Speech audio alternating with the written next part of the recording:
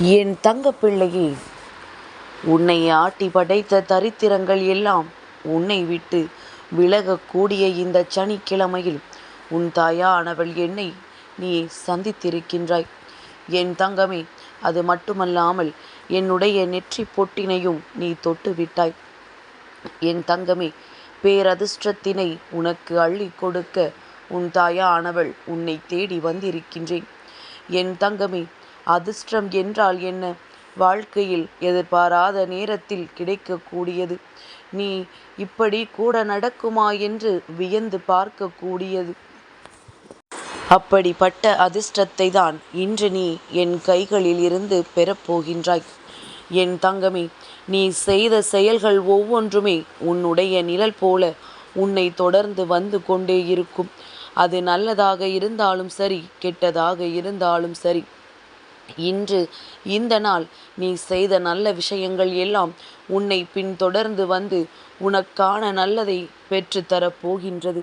என் தங்கமே, அம்மா ஏற்கனவே சொன்னது போல, எதை விதைக்கின்றாயோ அதைத்தானே அறுவடை செய்ய முடியும்.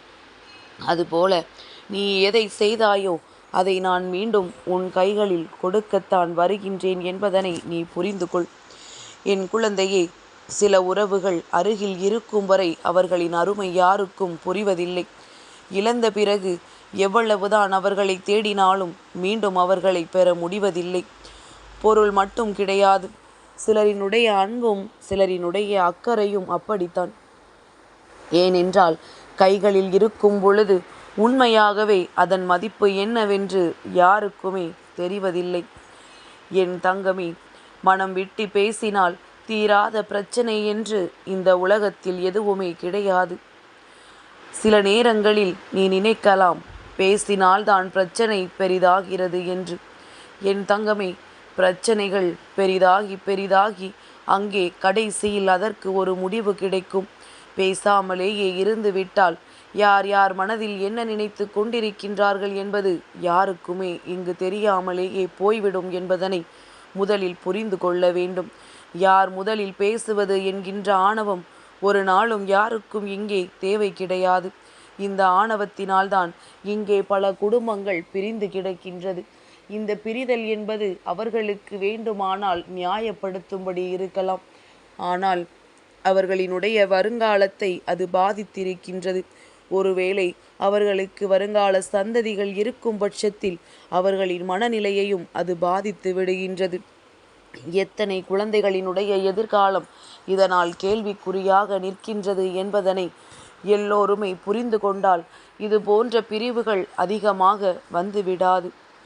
என் தங்கமே, நிச்சயமாக வாழ்க்கையில் சாப்பிட வேண்டும் என்றால், சோறு சாப்பிட வேண்டும் என்றால் அரிசியை வேக வைக்க வேண்டும் அல்லவா?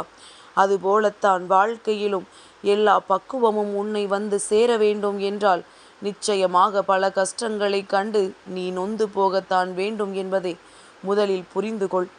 என் தங்கமே, நிச்சயமாக மற்றவர்களை காயப்படுத்தி அதிலிருந்து கிடைக்கின்ற சந்தோஷத்தை அனுபவிக்க என் பிள்ளை நீ ஒருபொழுதுமே தயாராக இருக்க மாட்டாய் என்பதை நான் நன்கு அறிவேன். என் தங்கமே, நிச்சயமாக மன அமைதி ஒன்றை உனக்கு கொடுக்க வேண்டும் என்பதற்காக மட்டுமே அம்மா உன்னை மீண்டும் மீண்டும் தேடி வருகின்றேன். என் குழந்தை, நீயோ எத்தனையோ உறவுகளை நாடிச் செல்கின்றாய். இவரிடம் பேசினால் நிம்மதி கிடைக்குமா, இவர்களிடம் பேசினால் நிம்மதி கிடைக்குமா என்று. ஆனால் உனக்கான நிம்மதி எங்கே இருக்கின்றது தெரியுமா? என் தங்கமே, உனக்கான நிம்மதி என்பது நீ மனதார எந்த ஒரு அன்பினை முழுமையாக ஏற்றுக்கொள்கின்றாயோ அவர்கள் உன்னிடத்தில் எப்படி வேண்டுமானாலும் இருந்துவிட்டு போகட்டும். நீ அந்த அன்பினுடைய ஆழத்தை ஒரு நிமிடம் உணர்ந்து விட்டால் கூட போதும். இந்த வாழ்க்கை உனக்கு அதுவே கொடுக்கின்ற மிக பெரிய அமைதி என்பதனையும் மிக பெரிய நிம்மதி என்பதனையும் நீ புரிந்து கொள்ளலாம். ஏனென்றால் நினைவுகள் அத்தனை சந்தோஷமானதல்லவா? அதை நினைத்து நினைத்து நீ காலம் முழுவதும் மன நிம்மதியோடு இருக்கலாம். என் தங்கமே, நிச்சயமாக அவரவர்கள் செய்கின்ற தவறுகள் வெளியில் அத்தனை எளிதாக வந்து விடுவது கிடையாது. ஆனால் அதே நேரத்தில் நீ ஒரு தவறினை செய்து பார், அதை இந்த உலகறிய செய்து விடுவார்கள். அதனை அமைதி காக்காமல் எல்லோரிடத்திலுமே வெளிப்படையாக சொல்லி மிக பெரிய பிரச்சனைகளாக உருவாக்கி விடுவார்கள். இது மனிதர்களினுடைய இயல்பான குணம். அவர்கள் நடிப்பதினை உனக்கு அது வெளிப்படுத்தி காட்டுகின்றது என்பதனை நீ புரிந்து கொள்ள வேண்டும். என் தங்கமே, இந்த நேரத்தில் நீ மனதில் புரிந்து கொள்ள வேண்டிய விஷயம் என்ன தெரியுமா? அவரவர் தவறுகள் வெளியில் தெரியாதவரை எல்லோருமே உத்தமன்தான். ஆனால் என் குழந்தை, நீயோ யாரையும் இப்படி மற்றவர்களிடத்தில் மாட்டி கொடுக்கின்ற எண்ணத்தோடு பழகியது கிடையாது. மாட்டி கொடுக்கின்ற சூழ்நிலையே வந்தாலும் ஒரு பொழுதும் யாரையும் யாரிடத்திலும் நீ மாட்டி கொடுத்ததும் கிடையாது. என் தங்கமே, ஒரு விஷயத்தை மட்டும் புரிந்து கொள். ஆட்டம் முடிந்து விட்டால் ராஜாவாக இருந்தாலும் சரி, சிப்பாயாக இருந்தாலும் சரி, ஒரே பெட்டியில் இதுதான் வாழ்க்கை. இதை நீ விளையாடுகின்ற சதுரங்க விளையாட்டில் நிச்சயமாக உணர்ந்து கொள்ளலாம். ராஜா பெரிது, சிப்பாய் குறைவு என்று நினைத்து விளையாடினாலும் முடிந்த பிறகு அவை இருக்கின்ற இடம் உள்ளேதானே என்பதை முதலில் நீ புரிந்து கொள். என் தங்கமே, அணு அணுவாய் ரசித்து வாழ வேண்டிய இந்த வாழ்க்கையை நீ ஒரு நிமிடம் கூட ரசிக்காமல் வாழ்ந்து கொண்டிருக்கின்றாய். ஒவ்வொரு நிமிடத்தையும் நீ ரசிக்க வேண்டும். ஒவ்வொரு நொடியையும் நீ ரசித்து வாழ வேண்டும். அதிலிருந்து கிடைக்கின்றது கஷ்டங்களாக இருந்தாலும் சந்தோஷமாக இருந்தாலும் எதிர்காலத்தில் நினைக்கும் பொழுது அவையெல்லாம் உனக்கு அந்த நேரத்தில் ஒரு சரியான பாடத்தை கற்றுக் கொடுக்கும் என்பதனை நீ மறந்து விடாதே. என் தங்கமே, எப்பொழுதுமே புதிதாக ஒரு விஷயம் கிடைத்து விட்டது என்பதற்காக பழகிய விஷயத்தை வெறுத்து விடாதே.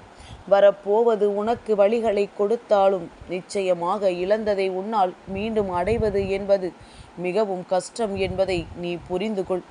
என் தங்கமே, வரப்போவது சந்தோஷத்தை கொடுக்குமா வேதனைகளை கொடுக்குமா என்பதை முன்கூட்டி உன்னால் உணர முடியாதல்லவா? அவைகளும் வழிகளை கொடுத்தால் நீ அந்த நேரத்தில் எங்கே செல்வாய் என்று ஒரு முறை சிந்தித்து பார். என் தங்கமே, மரியாதை என்பது இப்பொழுதெல்லாம் எப்படி வருகின்றது தெரியுமா? அன்று ஒருவரின் வயதை பார்த்து வந்தது. ஆனால் இப்பொழுது எல்லாம் ஒருவரினுடைய வசதியை மட்டுமே பார்த்து வருகின்றது. வசதியை மட்டும் பார்ப்பதனால் இங்கே மனிதர்கள் பணத்திற்கு அடிமையாகி விட்டார்கள். பணம் என்ற ஒன்று தேவைதான். ஆனால் அந்த பணம் மட்டும்தான் வாழ்க்கை என்று நினைப்பதனால்தான் வாழ்க்கை முழுவதுமே சில விஷயங்களினால் தரித்திரம் தாண்டவமாடிக்கொண்டிருக்கின்றது.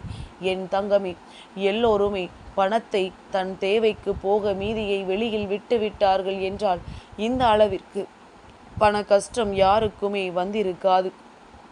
ஆனால் எல்லோருமே தன்னிடத்தில் இருப்பதை பதுக்கி வைக்கத்தான் நினைக்கின்றார்கள். மேலும் மற்றவர்களிடத்திலிருந்து சுரண்டவும் நினைக்கின்றார்கள். அப்படி இருக்கும் பொழுது யாருமே இங்கு மற்றவர்களுக்கு ஒரு துளி அளவு கூட உதவி செய்ய முன் வருவதில்லை.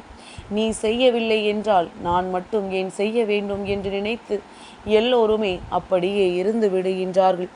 என் தங்கமி, நிச்சயமாக இந்த வாழ்க்கையில் எதையாவது சாதித்தோம் அல்லது யாருக்காவது எதையாவது செய்தோம், யாரிடமாவது நல்ல பெயர் வாங்கினோம் என்று நீ நினைக்க வேண்டும் என்று விரும்பினால் எதுவுமே செய்ய வேண்டாம். யாராவது சிலருக்கு உன்னாலான உதவிகளை மட்டும் நீ கொடுத்தால் போதும். என் தங்கமே, என்றுமே நீயாக இரு. உன்னை விரும்பினால் பழகட்டும், உன்னை வெறுத்தால் விட்டு விலகிச் செல்லட்டும். யாருக்காகவும் உன்னை நீ மாற்றிக்கொள்ளாதே. இங்கு நிறைய பேர் இருக்கின்றார்கள். என்ன சொல்வார்கள் தெரியுமா? நீ ஒரு நல்ல விஷயம் செய்தால் இதையெல்லாம் எதற்காக செய்கின்றாய்? நீ செய்வதற்கெல்லாம் இவர்கள் என்ன உனக்கு நன்றியையா காட்டப் போகிறார்கள் என்று. யாரிடத்திலும் எந்த நன்றியையும் எதிர்பார்த்து நீ எந்த உதவியையும் செய்ய வேண்டாம். உன்னால் முடிந்ததைத்தான் மற்றவர்களுக்கு செய்கின்றாய். அதனால் அவர்களுக்கு பலன் கிடைக்கிறது என்றால் அது ஒன்றே போதும். அந்த மனநிறைவு நீ தேடுகின்ற அந்த நிம்மதியை உனக்கு கொடுக்கும் என்பதை நீ மறந்து விடாதே. எப்பொழுதுமே நல்லவை முதலில் நரகமாகத்தான் தோன்றும், கடைசியில் அது உனக்கு சொர்க்கமாக மாறும். தீயவை முதலில் உனக்கு சொர்க்கமாக தெரியும், முடிவில் அது உனக்கு நரகமாகிவிடும் என்பதை நீ மறந்து விடாதே.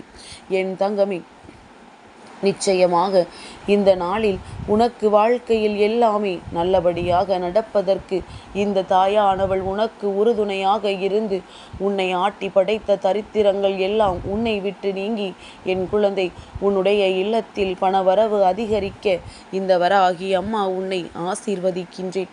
என் தங்கப்பிள்ளைக்கு இந்த வராகி அம்மாவினுடைய ஆசீர்வாதங்கள் எப்பொழுதும் உண்டு.